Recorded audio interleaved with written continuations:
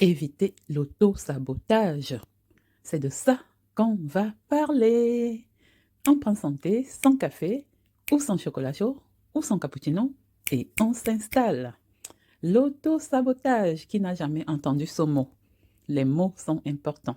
L'auto-sabotage. Alors, on n'est pas là pour analyser de façon grammaticale ou de façon orthographique, comme dans le dictionnaire. On est là pour parler de l'auto-sabotage dans le couple ou en société, tout simplement.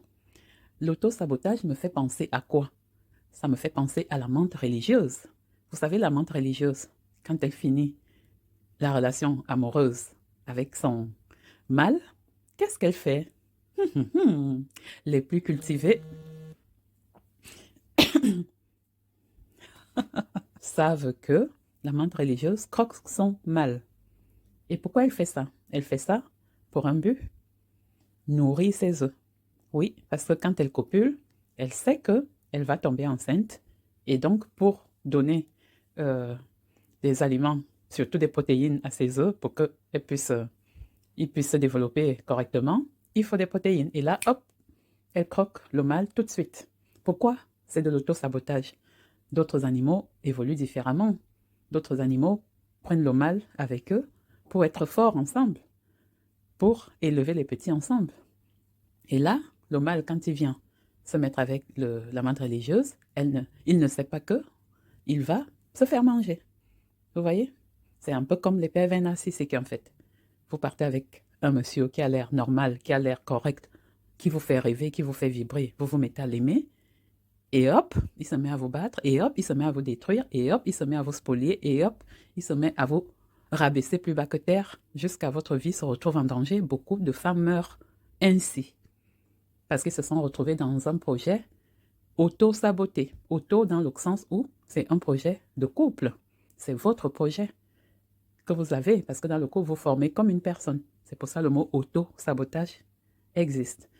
La personne se met avec vous, vous faites un projet, où la personne vous a promis le bonheur, où la personne vous a promis la liberté, la personne vous a promis tout ce que vous voulez. La personne vous dit toujours oui, et après vous vous rendez compte que c'est non. Et après vous vous rendez compte que c'est pas possible. La personne vous a fait croire que c'est possible, mais finalement, rien n'est possible. L'auto-sabotage, c'est un venin très toxique qui détruit à petit feu. Parce que quand vous allez confronter la personne face à cet auto-sabotage, vous allez avoir quoi? Vous allez avoir du déni.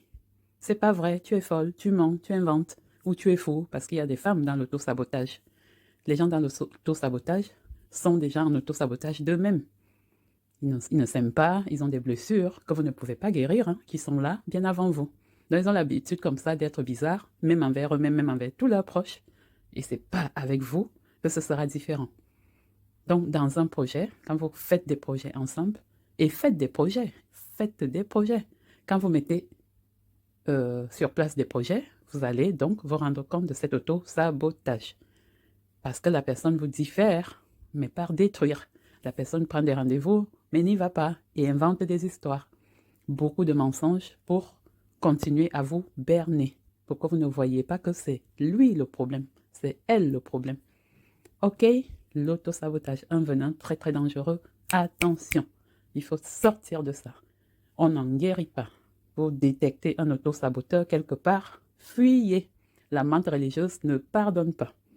Il y a des moments où il faut fuir sans poser de questions. À bon entendeur, salut!